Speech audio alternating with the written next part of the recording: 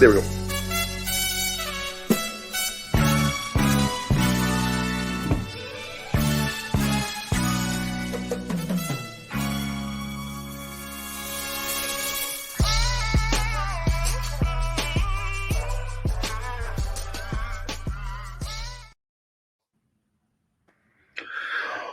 Hey, honeys and hunks, and it's Tuesday, and you know what that means. We got a new episode of Hardcourt Honeys coming in, and as always, today we have our basketball tech genius in Jade Auxiliary Things Johnson. Hey. Has it been an exciting week for you at all, Wise, or has it been a little bit of a downer? It's been a down week for me. The Raptors lost games I thought they would win. Yeah, it's just been kind of like a low basketball week for me. A low basketball week. 6, yeah. Yeah, that's. Week 5. I keep on forgetting I have NBA League Pass. I can't. Don't forget that. I know. I'm really disappointed with myself. I'm disappointed with you. Right? I'm like, now, a future roomie, and I just totally spaced on. I was just like, yeah, so we're gonna be watching basketball because I totally forgot I had NBA League Pass. But on that note, and then over here on the other screen we have Shay at Shay Watches NBA Vassar. How was your basketball intake this week for you? Pretty good. I forgot what I watched, but I watched like several games. So see, that's just you're watching for the love of the game at that point. Right. Like I'm like, it's I the don't love even of the game at that point. Yeah, I don't even remember, but like I did watch. So that was because you're watching games that you're just like, I have no stake in this. I'll still watch it. You still watch. And it's I'm weird still gonna watch. I live in Brooklyn, but getting Brooklyn games that aren't nationally broadcast is really difficult. So I don't watch a lot of Brooklyn games. I like watch really because like I get all of Brooklyn's games televised really here. Yeah, like so many Nets games. Oh, I wish because I want to so watch weird. Them. But yeah, like I don't get a lot of them, so that's what it is, I guess. I was enjoying the option of choosing 5 different games last night. That I was just like, you know what, I'm gonna watch the Pistons play Portland. Yeah, how was that? Yeah, that was definitely just like, huh. So basketball. This is what people saw in the Wolves for the past 20 years. Okay. Yep. All coming together. Exactly. Okay. So before we get into it, don't forget to follow us on all of our social media spots at HC Hunnies on Twitter, we on Hardcourt Hunnies on Instagram and Facebook, and then also we are now putting it all onto your favorite podcast stuff. So diving into today, this week we're going to be talking on the Western Conference. When are the Grizzlies? Are they too far gone? They're 3-13 right now. Where are they going to be going? And the other LA team, Clippers. This is a super team, just started, and it's already rough. Yeah. And then the Warriors, last topic on the West, they just need to shut up. How can they finally back up all their talk? And the East Coast, we're back-to-back weeks with Orlando. So I think there's going to be something real coming out of them. Wizards, we got to go to the opposite side of the spectrum on that conference being, what are they doing? Where's Jordan Poole going to end up going? Because I don't see him there much longer. And then last night, another scary injury to one of the Ball brothers, Lamelo, has another ankle injury. Is that something? Would that be something to worry about if you are the Charlotte Hornets? So it's the same ankle as usual, but okay. Western Conference, 16 games in. Grizz, they're not seeing any light. No. Will Ja returning help do a complete 180 to salvage the season, Shay? I mean, I hope. I mean, best case scenario, but I don't know. I mean, it's hard to put that much on like Ja Morant isn't like some experienced player that's going to come back and just transform it. I mean, he's a young player. He needs that structure. And I just hope that there is that structure in place so that they can guide him in a way on the court. Like I'm specifically talking about on the court, not off the court. I don't whatever, it is what it is. But on the court, I just don't know if they quite have the structure because we're seeing a lack of that structure currently. I think best case scenario, Marcus Smart comes into this like possible mentorship role, because if you think about it, like Marcus Smart is aggressive but also like experienced. He's been in the league a while. So I don't know. I'm sad to say I just don't feel like the Grizzlies are relevant right now, and it might turn around. Don't get me wrong, but it's what it is. So speaking of Memphis, or not Memphis, Marcus, he actually had his own comments yesterday about it. And what was, because the Timberwolves, we destroyed them the other night. Yeah. We destroyed them. And you can see on the bench, it's embarrassing. It's embarrassing because they've been getting wiped off the court with their play lately with it. And you think, okay, you bring in, like you said, Marcus Smart, you get rid of the antics of Dylan Brooks, at least a little bit of a change. A little bit. You think so? See, and I think losing Dylan Brooks is their problem right now. Really? They won most of their games without Ja. Last time he was suspended. What's the different piece? It's Dylan Brooks. True. There is they are now, because of let me get the numbers with it. They are bottom in the league for rebounding because no Steven Adams. Steven Adams injured for the season. Ja Morant is one of the top rebounding guards in the league. So that's one of the things about we forget. It's not just Ja that they're missing. No, yes. They are 29th in points per game, 27th in assists, last in field goals, and in three-point percentage. And Jerry Jackson Jr., he 47 of his total shots have been three-pointers. So that's I don't like seeing that from him. And also, he's shooting 46 from the field now instead of last year that was 48. So is this more big problem since this is affecting the entire team and they're missing their leader, or is this just something boiling up? Jade? I think it's them missing their leader. Like, you cannot underestimate a player like Ja Morant. We're thinking a lot about his social media stuff, but like he's a born basketball star. He didn't have to step into being a star. Ja Morant has all of the factors of a basketball star.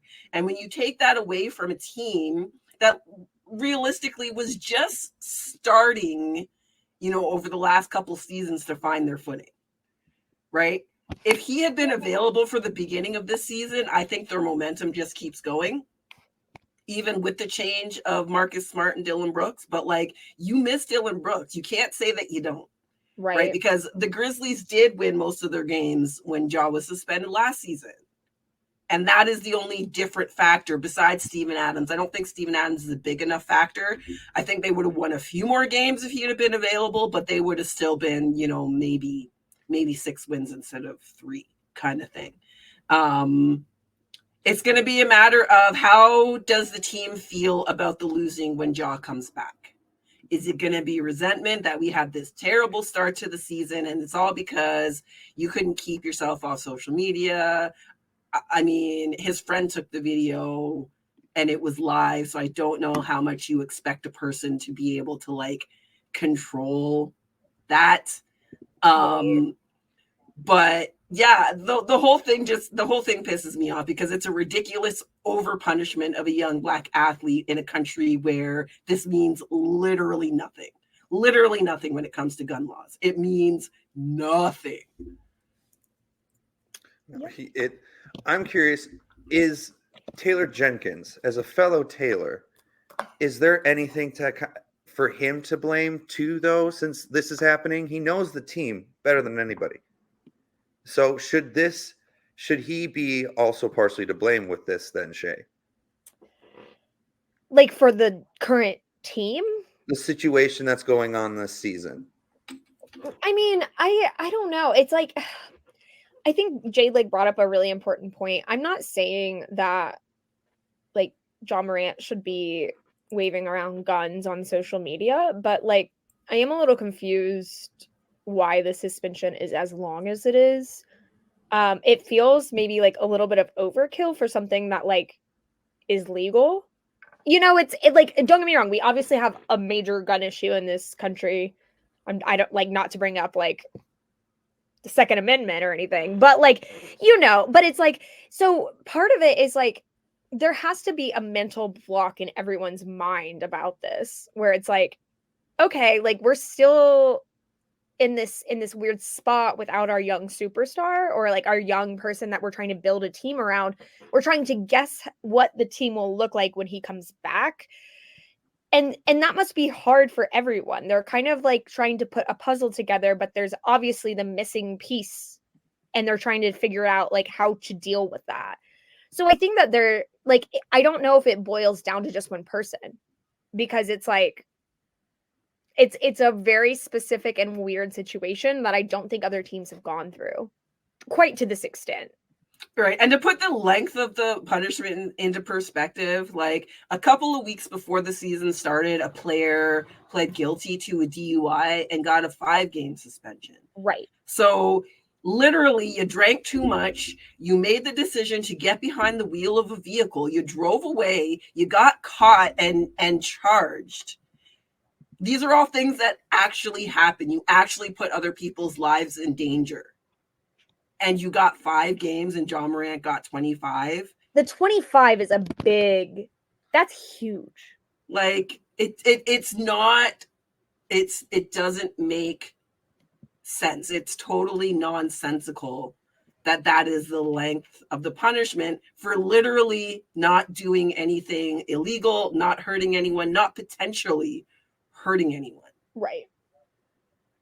Like, does it normalize guns? Probably to a certain extent. Does it though? Does it? Okay, like you need Ja Morant to help the United States of America normalize guns.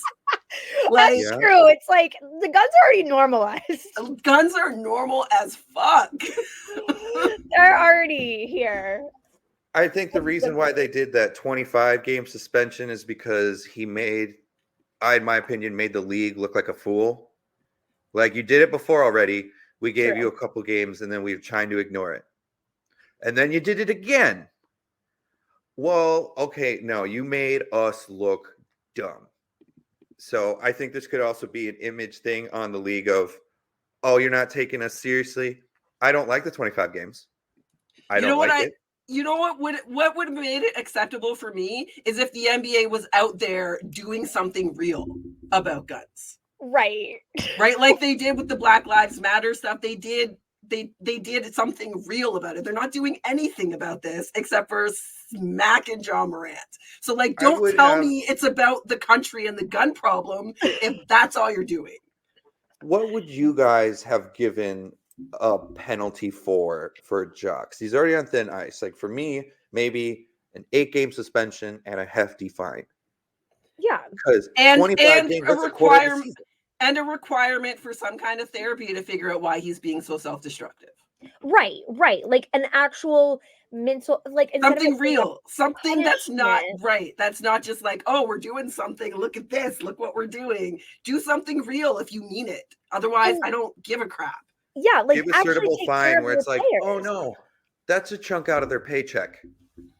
Like, I want that. Well, I mean, he's missing all the money from the games he's not playing. That's a chunk out of his paycheck. True. 25 games but like, of say salary. if it wasn't, take the 8 games. Say if we were just doing the 8 games, right. and then do a fine where it's like, oh, yeah, no, this is gonna hurt you. It's gonna hurt you. It's like when the fast break question last week with Draymond, where he's had $750,000 worth of just suspensions and technicals, right, and ejections. So that's just from on the court stuff. But okay, well, another team that's failing right now, one that I think we kind of like to chuckle at, it's failing. The Clippers. It's fantastic. I mean, no, it's sad. It's sad for Russ. That's the reason I made that face. Listen, I'm not happy about that. Sad songs and sad movies and sad TV shows are still entertaining. Very true. Very true. We watch them. I feel bad for Russ. Russ is doing all of this stuff, like accepting a new role. Russ and is everything always like doing everything he needs to be doing. And no one else ever is. And no one He's else. the biggest professional on that entire team. He's been the Oh, biggest for sure. professional on the last 3 teams he's been on. Yeah. 3? Yeah. Lakers and then Wizards. Like, And Rockets. Gross. True. Bad so that period. makes 4 teams. That makes 4 teams. The last 4. Like, poor Russ. 2 of them include James Harden. Exactly. Oi. Common denominator. Huh. Oi. About that. So, is this a super team that's going to be blown up soon, Jade? I don't see how you cannot. Right. I don't see how you cannot. I feel like we talked about the Did we talk about the Clippers last week too? They're another team that needs to just commit to rebuilding. Yeah, we did, because I talked about they're moving out of LA when their new arena is done. Oh, because it was just he just got traded. Yeah. Right. So like, yeah, the Clippers need to change course. Seafaring pun intended, because they're the Clippers. They need to change what they're doing. Like, they've been trying to buy a super team championship for 10 years now. 10 seasons, like ever since Blake left. They have had over the past 15 years, they've had some of the best roster put togethers in the league. Lob City. And this is when I love talking to basketball fans who look at a roster and be like, they're gonna win. I'm like, no, it doesn't just take a talented roster to win in any sport, but it's even harder in basketball. Basketball has so many intangibles. There are so many, anything could happen at any given time with 10 guys on the floor and the ball moving and like all of these things. The way the players come together matters. It's not just about the points, the rebounds, the stats. And like, if you ever had any doubt about that, just look at the Clippers roster for the last 8 to 10 years. And look at games played together. Games see played that it's together, only wins. 4. Right. It's only 4. And they've only played a half of a quarter in the playoffs. Right. And not only, and look at who they're building around. Kawhi gets injured every season. Paul George gets injured every season. James Harden is James Harden. He does not bring winning to a team. We've seen that for his whole career. He's talented. He's a gifted scorer. He's a good post-up defender. He has skills, but he does not foster a winning culture because he's lazy, he's self-centered, and he cares more about the party than the game. Well, and it feels weird too, because none of this super team is exactly young. Like, when I look at other teams that are building, like, OKC, SGA, a great young player to build around.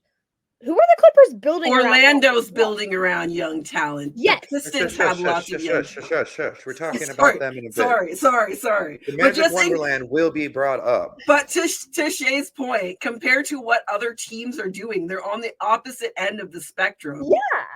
Like, in terms of the kind of talent they're trying to bring in.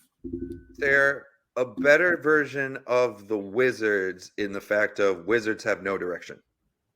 But do the Clippers have a direction, though? Who? Do the Clippers have a direction? Well, when you still have Kawhi, Paul George still on the team, regardless if they're there, game plan is still title. Wizards, we're just trying to get back to being an NBA qualified team. That's true. So, but no. Man, speaking of that, my dream scenario would be for NBA basketball to be like Premier League football and have relegation to the G League. That would make my life. Which, funny enough, Anthony and I are starting to follow the Premier League a little bit. Yeah. I didn't realize how many leagues they have. They have so many soccer leagues. I'm so overwhelmed, but I'm still trying to decide which Premier League team I'm going to follow. But yeah, like the regulations they make sense. Relegations. It's funny because I was talking to somebody about this guy I dated back 10 years ago now. Went on one date with him. But he was a professional soccer player in England. And whoever I was telling was asking, was he well known? I'm like, no, playing professional soccer over there is like playing professional hockey in Canada. Everybody can play professional hockey in the lower leagues. that. But like, I want to see the NBA be like that. I want to see the NBA be a league where the G League is considered a professional basketball league where you get great talent from places other than the draft. And if your team sucks, you get relegated. Like that would be amazing. It would be so good for the game. Well, considering also how, as we have been discussing over the months and years and stuff, it's when you're getting drafted, you don't need to get drafted anymore. No. Do you play in the G League? Great. So you're still going to see talented G League players. Do you play overseas? Yeah, you're still really talented. You can safely enough, even if that G League team or whatever wins and goes up, that team's still going to be a solid NBA team. Right. So that is Clippers, though. They're a super team that's not even a successful team. Which super team's worse? This one or Brooklyn? I gotta say Brooklyn. Brooklyn? Yeah. I'm gonna say the Clippers just because they've been failing at the same thing for so long. True. Like at least Brooklyn tried it and moved on quickly. True. They tasted it and they were like, I think this might be so bad. Good. No, I gotta so go. Good. We gotta go. I'm not taking it. Could be bad. It might be good, but I'm not risking it. I know we're gonna talk about it when we talk to Shay and home teams, but like, look at where the Nets are now. I love where we're at now.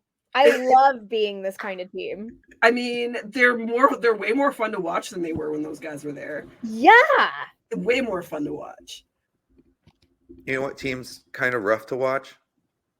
The Warriors. The Warriors. Oh, They're just I feel bad for Steph right now because he's just trying to play the game and everything else around him is a complete circus.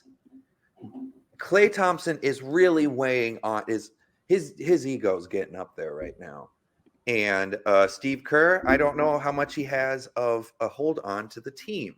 So is this a team where it's just shut up and just realize that your dynasty is coming to an end? Like your dynasty is going as long as Steph Curry goes.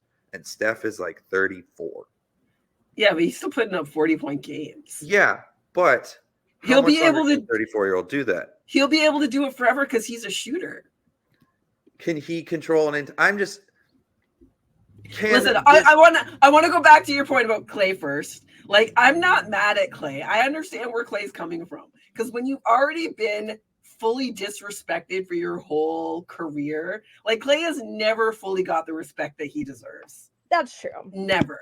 Every time I think about that top 75 list, I'm pissed off that Klay's not on it, but Dame and Anthony Davis are. Anthony Davis should be off that.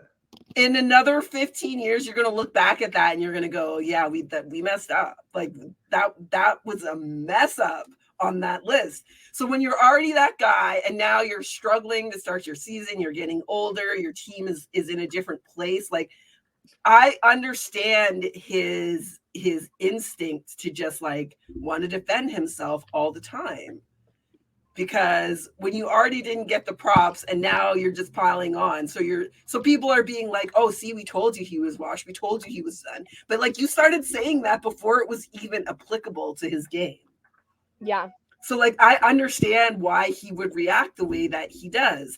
I think 10 years is a long time as a head coach, is what I said about Nick Nurse. I think that same thing is coming into play with the Warriors. I think it might just be time to shake things up a little bit. But like, I am not a person that's like I'm not ready to give up on Klay. It's still only week 6 of the season. I'm not saying give up on him. Should I say dial back the arrogance, because he's not having a great year. He is not. And he keeps blowing it off. Like I said, he keeps on doing this. Yeah, but he's done that. He has done like that. I he's not doing it now. How are you going to win when you're not doing it now? I'm just saying I understand why he would focus on that, because people talk about Klay like he's a scrub. Totally NBA. Well, he's had such a high standard. To sure, a Klay but Thompson like standard, it's a scrub. But like, no, it's called getting older. Like well, it happens why doesn't he to accept everyone. it instead of still saying 4 over 3? Because he's done that already. Well, then why? Because he's done it. He Getting older deserves. then, so why he does he have to deserves- defend himself more? He deserves because NBA fans suck. Well, then, That's why. I mean, Shay, how about you? How about you? I mean, I've never been the biggest on, in general, the Warriors. And specifically, I know I've said it, I'm gonna say it again, because Steph Curry chews on his mouth guard, and it really bothers me. Like, it irks me. Like, I want to throw things at the wall when he does it. And I know that, like, that's such a petty pet peeve, but there's something about it from the beginning that just, like, it was like a confirmation bias. Like, every time he would do something annoying, it was just like, well, he chews on his mouth guard. And that sounds like the pettiest thing ever, but I own it. Anyway, so that's how I feel about the Warriors. I don't know. And you guys know how much of a Warriors fan I am. No, I know. You guys know I've been following the team since 05. So I'm just Clay's been bugging me of late. That's the other thing. He's not doing well, and he's still acting like he's an all-star. He was. Show me still. But they all do that. Like, why do Yeah, they come and down that's harder why on I'm saying, Clay should than they we just come shut down up? on everybody else? I'm That's talking why about I'm asking, everybody should else they just shut up? league-wide. I think that when you are a competitor in the way that NBA fans or NBA players are competitors, shutting up is not an option. Shutting up is not an option. You have to, if you're not playing well, you have to have something to hold on to. Yeah. Until you get it back. You can't just So throw just your endless hands up in the talking? air. So just endless talking. If it's what you have, it's what you have. We don't piss on anybody else for doing it. LeBron never shuts the F up. Neither does James Harden. Neither does Embiid. So has Clay up until 6 weeks into this season. Yeah, and now he's doing it, and he's doing it at the wrong time. Do it when you're dropping 24 and shooting. When you're dropping 24, it speaks for itself. You don't have to. You don't have to hang on to anything when you're dropping 24. Don't do it when you're shooting career lows. We'll have do you not see where I'm coming from with it? No, I don't. I see what your career. I see what you're coming from. I just trying disagree. To show top dog. I see where you're coming from. I just disagree with you. Whatever. Let's hit up home teams. Let's hit up home Whenever teams. y'all get like this, I just tune out. I'm like, y'all let me know when you're finished. Listen, I'm in like the worst mood in life this week, so I'm not sorry. I'm venting. I never said you had to be sorry. I just want to know what home teams are like this week. I got a home game tonight. All right, we all have games tonight. So let's start with last week. We're going to start with Shay. Shay has had her first losing week of the season. I know. I mean, it was bound to happen eventually. You're still kicking our butts. 8-12 you're sitting at for the week. So you expected to beat the Hawks. You lost to the Hawks in overtime. Did you watch that game? I did watch some of that game. Yeah. Okay, because that was so. First of all, before that game, for people that maybe don't follow, DraftKings had that spread or the total points in the game higher than any game ever before, and the Hawks and the Nets showed up on that, like that 147, 145. I want to say it was that's so high. Or was in overtime. Craziness. You lost to the Heat, who you thought you would beat. Or sorry, you thought you would lose to the Heat, but they beat the Heat. Yeah. And then let's talk about this Bulls win. The Bulls started this game on a 30-9 run. Yeah, it was crazy. And then the Nets ended up to come back and win by 9 points, which was, I was watching a different game and I heard them updating the stats and I'm like, you blew a 30-9 lead in the first quarter. Well, and I guess it was a franchise low, like historic loss for the Bulls.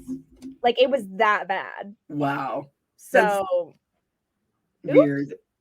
So that's where we're at for the Nets. We'll do the Raptors next. I had a terrible week. I went 1 of 4 games. We beat the Bulls. But I will take some of these because we did lose to the Magic. Again, we're going to talk about later. Man, the Magic are playing really good basketball. The Pacers also, I got this wrong because I thought the Pacers would beat us. So I'm really excited to have gotten this one wrong just because the Raptors have struggled with scoring and the Pacers are playing the best offense in the NBA.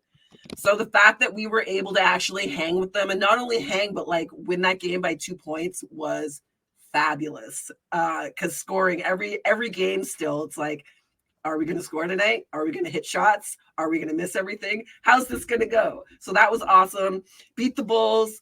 And I thought we'd beat the Cavaliers. We did not beat the Cavaliers. So my record on the season is 350. I'm 7 right, 13 wrong so far this season. And we'll go on to Taylor. So Sixers, Kings, Grizzlies. The Sixers was a hard one because Joel Embiid not playing didn't happen until like that afternoon. And that changes everything when Joel Embiid is not playing. So you guys got that win. You thought you beat the Kings beat you guys.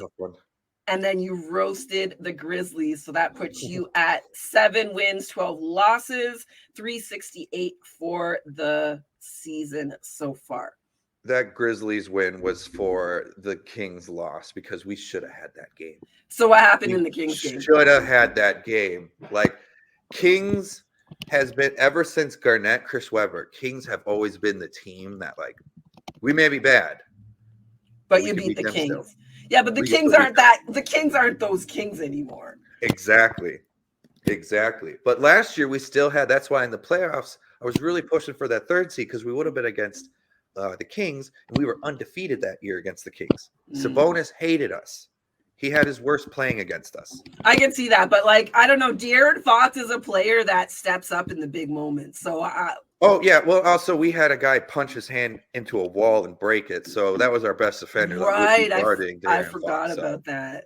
Yeah. That would have changed things a little bit. Just a little known fact. You don't punch walls.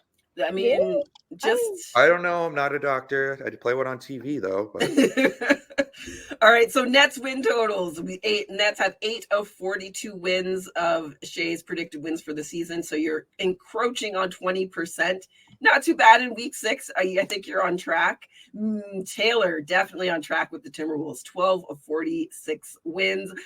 It's starting to look like 46 wins is not going to be hard for the Timberwolves this season. Like, if they keep going the way they're going, you're going to blow by 46, no problem. Listen, I'm not a Timberwolves fan. The jinx doesn't count, okay? I don't care. You got Vince McMahon gift right now. We're just like. And my Raptors also 8 wins of 43, so 18%. So let's look at the week coming up. So tonight, in a few short hours, we have in-season tournament against the Nets, Shay's Nets this week. The Raptors are already out of the tournament, so whatevs. We just need that W. And we are playing in Brooklyn tonight. I'm going to go ahead and say we're going to win that one just because we're really close in the standings. I think it's going to be a really close game. It's going to be a fun matchup. The Suns, we're going to lose. The Knicks, I'm going to say we're going to win against the Knicks. I'm not confident about that, but it's the Knicks. I don't trust the Knicks yet. I don't trust the Knicks yet. So I got to go for my home team when I'm not sure about the other team. If Julius Randle holds the ball too much, you guys got the win. Yeah, somebody really in one of my fantasy leagues tried to trade me Scotty Barnes for Julius Randle this morning, and I was like, no. You think I'm going to give up Scotty Barnes for Julius Randle? You must be crazy. Timberwolves fans were trying to get Julius Randle for Cat, and I was like, ew. Tom Thibodeau wouldn't want that. He's getting Cat again. He hated Cat. Speaking of the Timberwolves, you are tonight Thunder also in tournament action. What do you think on that?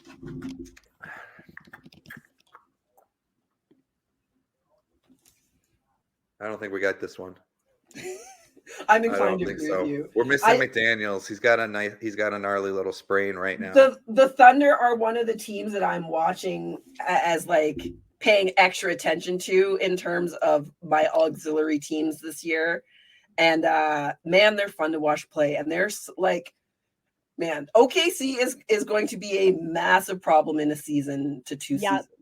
Like, they're going to just run through the West if these players keep going the way they are. You've got the Jazz at home. Next 2 wins. Wins. That's pretty safe bet, I would say, on those. You know, no matter what year it is, I still think I would say we have the next 2 wins.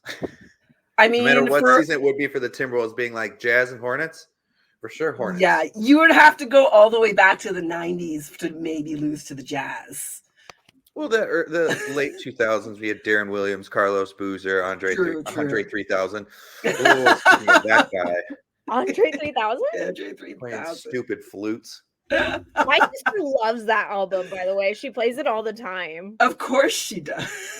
That new album is placed under the hip hop charts on Billboard. And I was like, really? That's yeah. So silly. It's world music. It's definitely world music. Yeah. And that's what it should be. It should be under hip hop. It's not hip hop. Yikes. All right. Me going up for album of the year with Killer Mike and him, please. Finally, Nets. You got home to my Raptors tonight. Home all week for the Nets, Hornets, and Magic the rest of the week. Okay. I'm going to say win-win loss. Right. I think, yeah. Sorry, Jade. I feel like when we play each other, like, I have to pick my team. You have to. I never pick the Nets when we play against each other. Right. Like, why would I do that? Why would you do that? The Timberwolves this year are a different thing. Timberwolves are going to roast both of us. But for us together, we're right beside each other in the standings as well, Nets and Raptors. Like, there isn't enough differentiation between us for either of us to be willing to go against our team. So I get it. My dad actually got us tickets for when we're all in Oklahoma to go see the Timberwolves at OKC. I think that's going to be amazing. I'm so jealous. Yeah, I'm really excited. How much Clippers are kind of kicking themselves in the butt because they're dealing with this issue, and then they look over at SGA and they're like, right? Yep. Oh my God, what a good point. We have two guys that can't stay healthy, a guy that eats way too much, and former superstar that's trying his hardest to keep the team together. Yep. That's what you got to work with. So on that note, we're going to send it back over to Taylor. Western Conferences now, we are hitting up that Eastern Conference. So as we've already been alluding the entire episode pretty much, the Orlando Magic, the land of Kingdom Magic, they're playing amazing team ball. Are we looking at a legit Orlando squad right now going into the rest of the season, Jade? I think we are. Like, Orlando seems to be, for whatever reason, as a Raptors fan, Orlando always feels like a team you play 15 times in a season instead of just the 3 that it actually is. And I've watched them play a couple times already this season. And I started saying this towards the end of last season, that Orlando was starting to look like a real basketball team. And it looks like they've just picked up right where they left off last season. Banchero is still doing his thing. Try and remember which Wagner is on that team. Franz Wagner. Both Wagners are on it. Are they both on that team? Okay. They're both on it. Both Wagners are. Both of them are playing well after winning Worlds with Germany this season. Franz maybe a little bit especially, though. I think this is going to be, as long as things continue to go on the trajectory where they're continuing from last season, the Magic are like, they look like the real deal. They play like they know what they're doing. They look like they're in command of themselves when they're out there. It's not, I don't think this is fluky at all. See, once again, the Wagner brothers and Paulo, like I've been saying, if you played in the World Tournament this summer, no matter what team you were on, almost all of the players are playing really well. Come out on all 4 cylinders. Yeah. Kicking all of them. Magic, they are the number 1 in the entire league as of 6 hours ago. They are they beat the Raptors, Nuggets, Celtics, Hornets this week. Now they have the best winning streak with 7 games straight. They're one of the best offensive teams. And then they have Jalen Suggs. He's coming off the bench, 12.5. But he's also like one of those heart and soul kind of guys coming off the bench. So he roasted us the other week. Just none of the names that people think of. Yeah. So do you see this team going to be at this number 1 level for the rest of it? Or are we going to maybe see a dip where, okay, maybe they hop down, like say conference wise, they hop down to like the 4th position. Do you see anything like that eventually? Because they are a young team. Yeah, I could see a dip. But I think they're going to be relevant, and definitely I don't see them not making the playoffs, which is kind of crazy to think about just because I didn't think Orlando would be relevant at all. But I think, the hard part about having a younger team is you don't know what injuries are going to look like. There's still inconsistency that you just can't plan for. And I could see that possibly, or they might get tired. I think that's a possibility. But overall, like I don't want to discount them because I think they're going to be relevant the rest of the year. Oh, excuse me. That hurt. But okay, well, I've been actually checking out some of the Orlando games, and great team ball from the few games I've watched. Good team ball. So I think that's another reason where everything's coming together. Surprising on what you do, letting a team grow with each other for a few years. Right? What happens? Right? Instead of moving your key players every other season or every season, imagine. What do you know? You can win by just being patient. What? What a concept. Sometimes, who would have thunk? Who would have thunk? Speaking, though, of teams that maybe want to figure out more things. Maybe they have magic, but I don't know if it's good magic. The Wizards, they don't got good magic right now. Should they somehow try to unload Jordan Poole because there just keeps on coming out more and more stuff where it's like, yeah, maybe Draymond punching you had it coming. So is that one of the things on the Wizards' to-do list is somehow get rid of Jordan Poole, Jade? So I think the Wizards' actual problem is that no one's bothered to make a to-do list, and they keep just kind of doing whatever seems to be the thing to do every season over and over again. Yeah. I think the Wizards' problem is they need to pick a direction, pick a player and say, listen, we're going to build around this player. You got to give it a couple of seasons. And then if it doesn't work, you pick someone else. But the Wizards just are so aimless. Like, oh, that's shiny. Let's try that. Oh, there's another shiny thing. Let's try that. Like, they don't have any direction as a team. So, like, how do you decide who to keep and who to get rid of when you don't even know what you want to do? Right. As a roster, as an organization. See, thing is, though, they see something shiny and then they get up to it. It's like, oh, no, these are like the shiny Mardi Gras beads. This isn't real shine. Fool's Not the real thing. Jordan Poole's not real shine. He's not real shine. When he was like, they kind of was thinking about him being a cornerstone piece because he was like, I'm doing pretty well in Warriors. And then they figure out, oh, no wonder they let someone that could do what you do last year walk so easily. Yeah. And like, I'm looking at their roster right now. Like, they have a talented roster. Jordan Poole, Kyle Kuzma, Denny Avdija, Tyus Jones, Bilal Coulibaly, Daniel Gafford, Gallinari's there.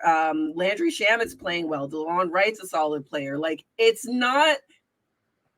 And then there's a bunch of people you don't know, really. That's like the roster. They don't have a true star. They play up as like a pickup ball team. Yeah. Right. These are the best guys on the pickup ball court. Right. And some days it's just clicking. And then the days it's like, yeah, we just got to hit the showers. I'll text you later and we'll meet you here tomorrow at 10. They have great, amazing role players all on one team. Right. They need to draft. Kuzma, they need to tank and draft a star. That's what they need. Kuzma. I know that Danny Avdija, I think that's his last name or whatever. He's tired. He's done with playing with Jordan Poole. There's I've seen a few clips of him, like Jordan Poole putting up a crazy shot, and you just see him open, just like. And he's good too. I picked him up on one of my fantasy teams, and I can understand why he would be frustrated. Yeah. Based on the production that he's putting up. Like, right. Jordan Poole can't be your guy. It kind of seems like he needs to be the guy who is kept in line by someone else, and there's nobody to do that on the Wizards right now. And no one wants to spend their time keeping him in check because he's acting like a spoiled brat. That's what he's doing. He's acting like a spoiled brat. He got his team, and now he's like, it's my way or the highway. And they're like, No. You haven't earned that yet. You want to know why have. your team was such a players team? Because you had great players around you. Yeah. You're not a players team anymore. You're on the coaches team. Right. You guys aren't good. Yep. If you want that players team, you got to get better. How long lot till we better. see Jordan Poole playing overseas or in China? Shay, how long? I don't know. I mean, okay, so I recently found out that Jordan Poole is a major cat guy. Like, he loves cats. And that redeemed everything for me. So I just wanted to throw that out there. But like, so I want him to do better. I'm rooting for you, Jordan. I'm rooting for you. But like, I wouldn't be surprised if he made Someone got invited to the pool party. Yeah. I mean, I think there are enough organizations in the NBA that don't know what they're doing and would be willing to take a shot on him. That it's going to be a beat before he ends up overseas. I think he has a chance to find a place first. He's got to grow up. He has to mature and figure out the professionalism part of basketball if he's going to have any shot. He's only 24 years old. Like, I want him to accept a role as like a sixth man at least for now, because that's when you can go on the court and do whatever you want. Right, but he's on the Wizards right now. He can't come off the bench. I'm just saying for his later on in his career, find that team, be that sixth man, because every sixth man essentially when they go out there, they have the green light. If they're scorers, like that's what Lou Williams, Jamal Crawford, like you step on the court, you're asking them score for us. That's all we want. Score. Yep. Jordan Poole, we want you to score. We know you can do that. Everything else we'll figure out, but we need you. He's not the best defender either to be starting. No, exactly. He's not. Like neither was Lou Williams or Jamal Crawford. Right. Like he fits that. He fits a perfect six-man role, but they are so bad that he has to be starting. Right. And I feel bad for Tyus Jones as like a Minnesotan guy who's just a genuinely good dude. Yeah.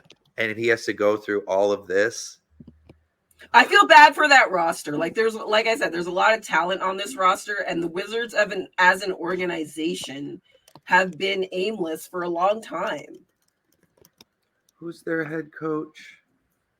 Wes Unseld Jr. See, he hasn't coached them for a while either. So they have a young coach and a young team with. I don't know much about Wes Unseld Jr.'s coaching style, but just by the looks of the things, I don't think he has too much of a control. But then again, that's what a young team with no direction does.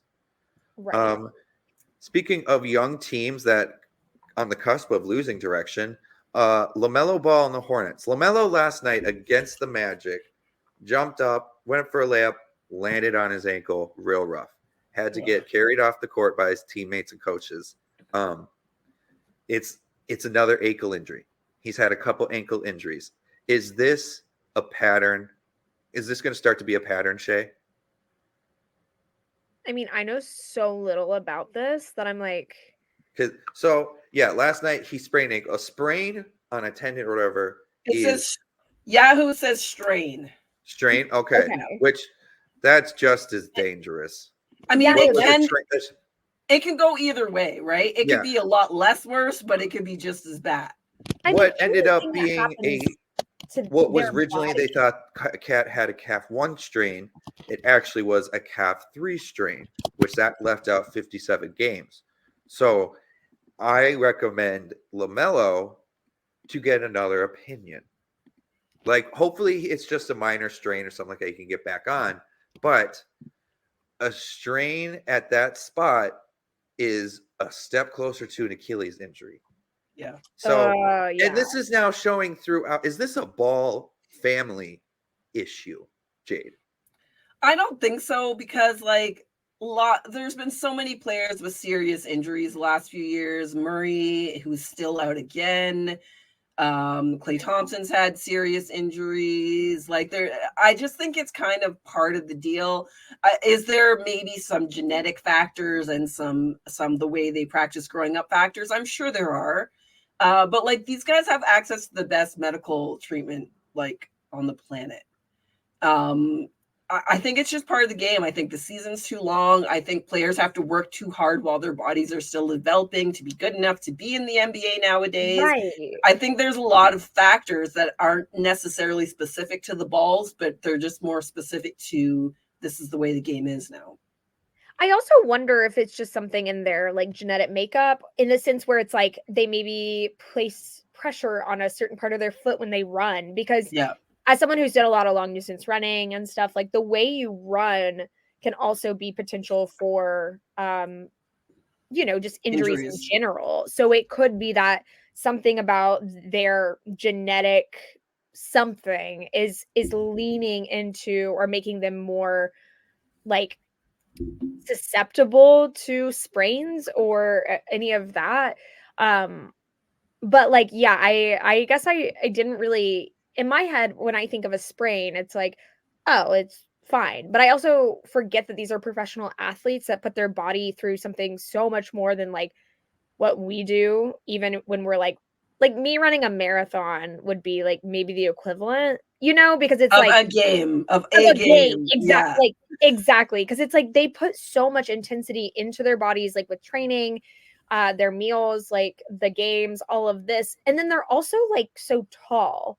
So I just like, I think I had to like really grasp what a sprain can mean for a professional athlete with that kind of, and then, yeah, like I don't know. I just don't know a lot about that. I don't know about muscles and stuff. Like, that's so weird to think about. Anyway. I'm just someone who's had 6 ankle sprains, 4 on one ankle, 2 on the other. Gosh. Yeah, I had that many hooping growing up too. I sprained my ankle all the time.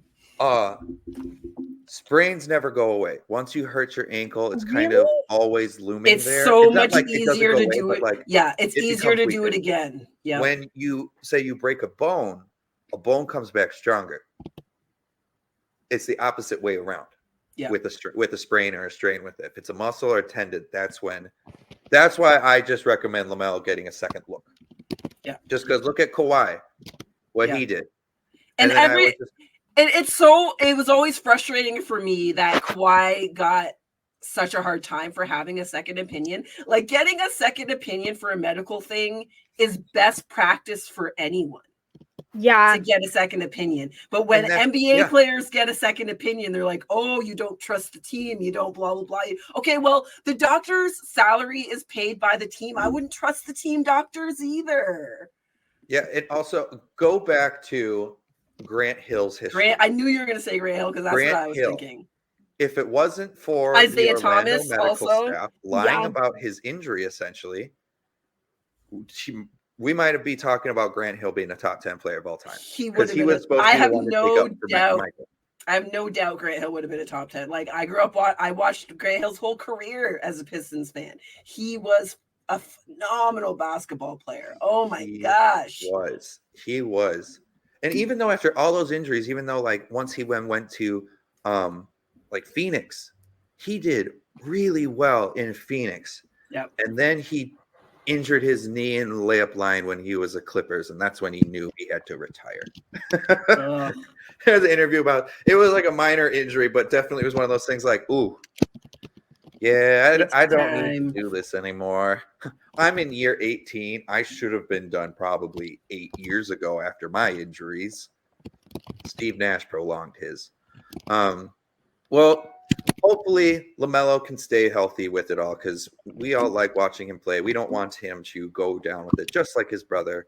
Hope the Balls get good health. But now let's get some laughters in with Shay and her Twitter time.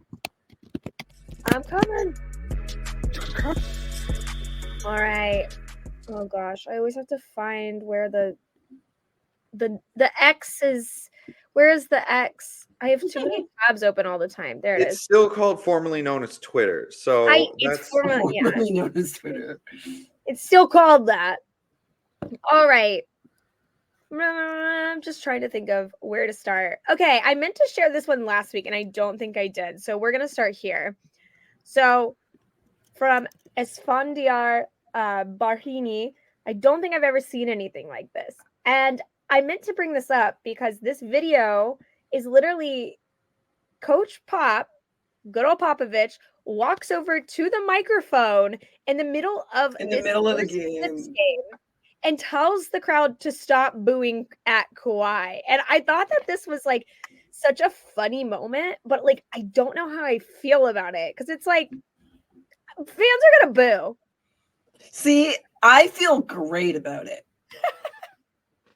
And just from the standpoint of like, can we be better human beings? True. Like, can we just collectively, everybody, can we just be better human beings? Like, Kawhi doesn't need you to boo at him to know how you feel when he's in San Antonio. He knows. You know, and on top of that, Kawhi didn't do anything to the fans. All he did was take care of his personal health, which was directly tied to his ability to make his income. Like, should you get booed every time you take a sick day off work? Like it didn't help that they also lost the Spurs. Right. Spurs lost. They lost. Because they lost 109 to 102. I listened into I read a part of the press conference, and essentially Popovich was like, "Yeah, I was telling them all to stop poking the bear," and they poked the bear. Like, did you not learn what happens when you say "F you" to Kawhi Leonard? Yeah, right. You said Greg "F Popovich you" to Kawhi Leonard right away. You sent him to Toronto, and he won a championship. People. Like, yes, let's be decent people, but also I know what happens when he gets mad. Yeah. He was on my team, and it worked great for me. But I'm not on his team anymore, and I hate it. It's coming for you. Exactly. What Timberland said, what goes around comes around. I just love these moments in general when, like, it's something, like, out of hand. And it's so unexpected, though. Like, him taking the Popovich. That's a Popovich game is play. so unexpected. But, yeah, it is such a Popovich thing. Like, let's be real. Like, if anyone's going to do it, it's definitely him. And then these two next tweets go together. So the Thunder is out here looking like other people. So first we have from the Daniel Bell, aka at Basketball Guru D, SGA in here looking like Blade, and he really does. Like,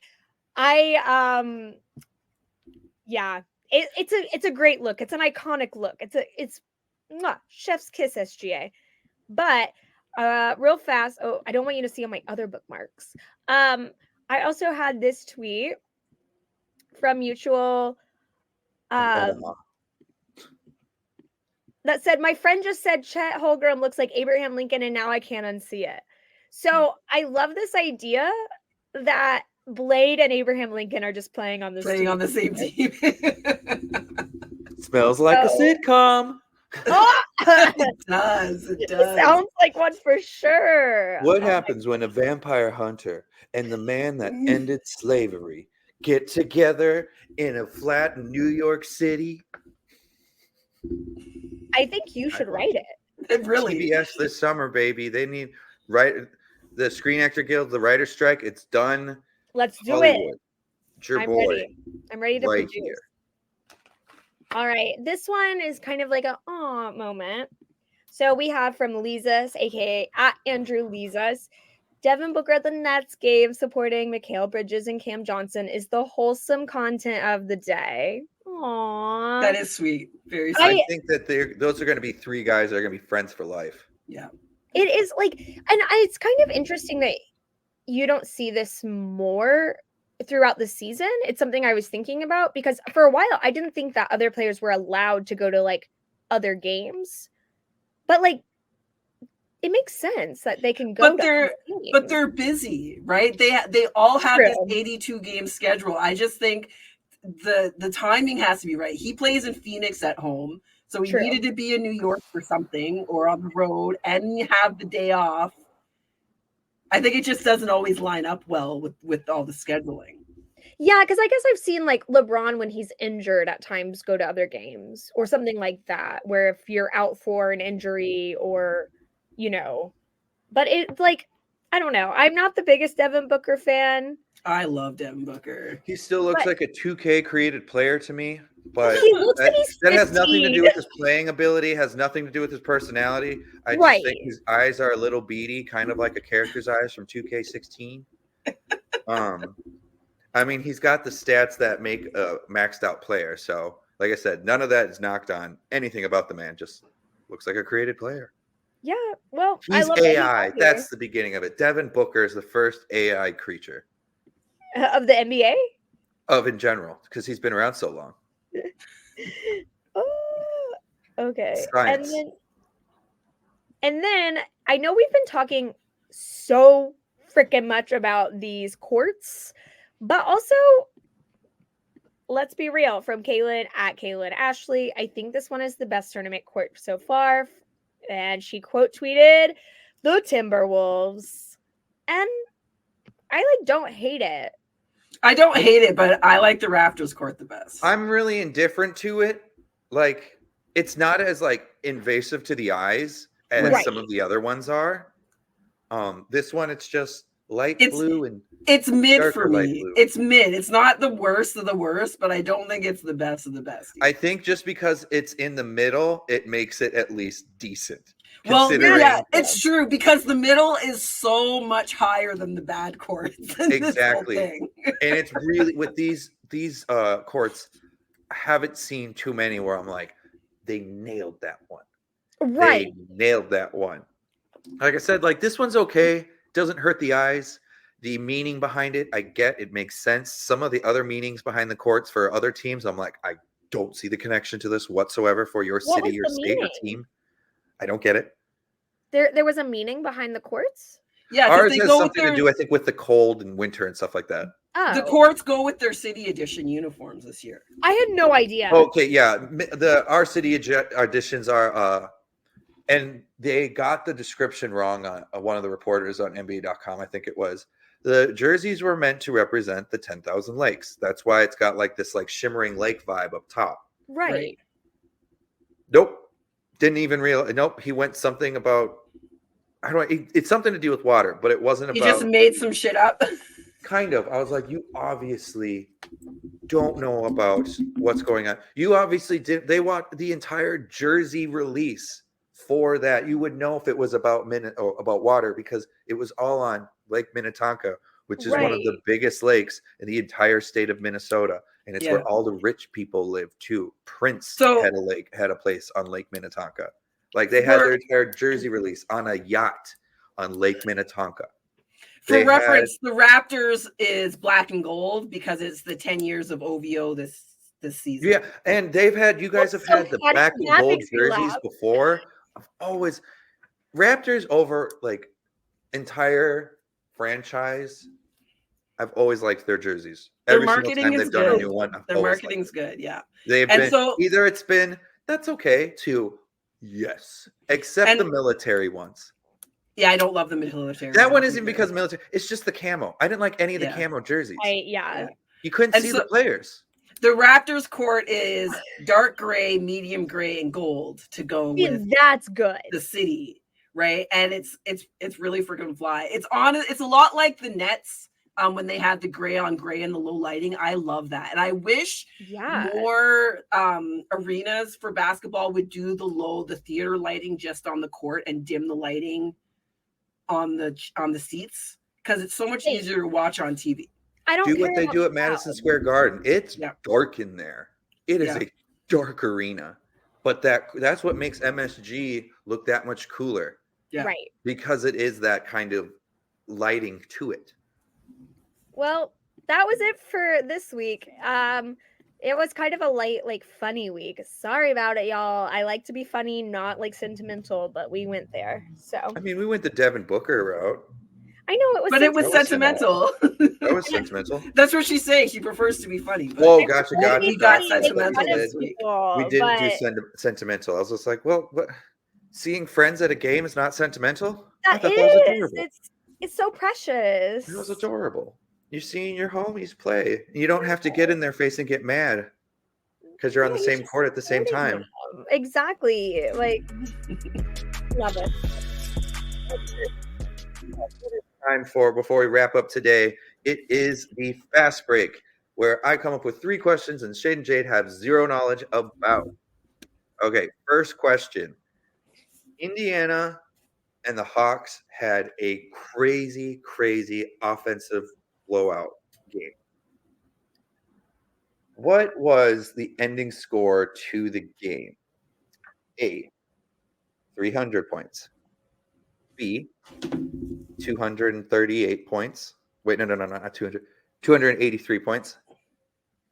300 or C, 322 points, or D, 309 points. Say them again. So 300, 283, 340, or 341, and 309. 309. B. Still. I think it was 309. Was that what you said too, Shay? No, 283, I think. 283? It is 309. Ah! Shay, That's crazy. That's like, I didn't watch that game, but I wish I had. I watched some of that game. So first quarter, or so quarter-wise, Indiana, they went 34, 39, 46, and 38. Atlanta, for their quarters, it was 40, 46, 28, 38. Indiana by 5. No defense was played. The thing is, though, I was watching the game. Yeah. There was some at the end of the game, solid contested shots. It was just everything was dropping for both teams. I watched Indiana play a game this week too where that was a high score, and I remember looking at the box score and being like, no one's playing defense. And then I watched the game and I'm like, oh damn, they really are. Like both teams are really playing both ends. They're just not missing anything. Mm-hmm. Okay, so question 3. 2 of these, let me get the players. Yeah. 4 players who had the best GPA. Okay. Like in high school? Or college? Yes, in high school. In high school. I know, I'm like, wait. Okay. So LeBron James, Steph Curry, Paul George, or Russell Westbrook? Russell. Yeah, that's what I'm saying too. Yes, Russell with a 3.9. Yeah. Ooh. Steph Curry had a 2.5. Paul George 3.5. Did you say 2.5? Right. Steph Curry. Yeah. Damn. Okay. Ben Simmons. Guess what his is? You didn't say what? 2.8. Just because there was a list of them that I found. And yeah, that's this is so random. I love it. I have no idea who Ben Simmons is. 1.8. Oh my gosh. How did he graduate? Because he's talented. He's an athlete. True. I forget about that. Okay, so I'm not even mad about that because one of the things I think about all the time is that like not everybody is cut out for the school environment. And this is the exact same situation at LSU, which caused him to miss his entire freshman year, which then he eventually got drafted. And one of his things was he is smart. From going to high school to college and stuff, they're like, he is actually smart. He is just so lazy. He does not care about school. And they thought it was just a school thing. But as we see right now, he's having issues. Okay, last question. Who is the fastest recorded player in NBA history? A, LeBron James. B, Russell Westbrook. C, Devin Harris. Or D, Dwayne Wade. Ooh. I want to say Russell again. I'm going to go with D Wade. It is Russell at a top recorded speed of, let me get the right number for it.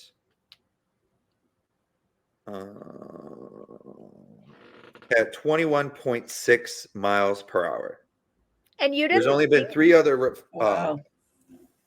Put that in perspective. Usain Bolt, my favorite player. Usain Bolt runs a 27 max speed has been 27.8 miles per hour. Westbrook's 21.6. Curious what LeBron is at. Right.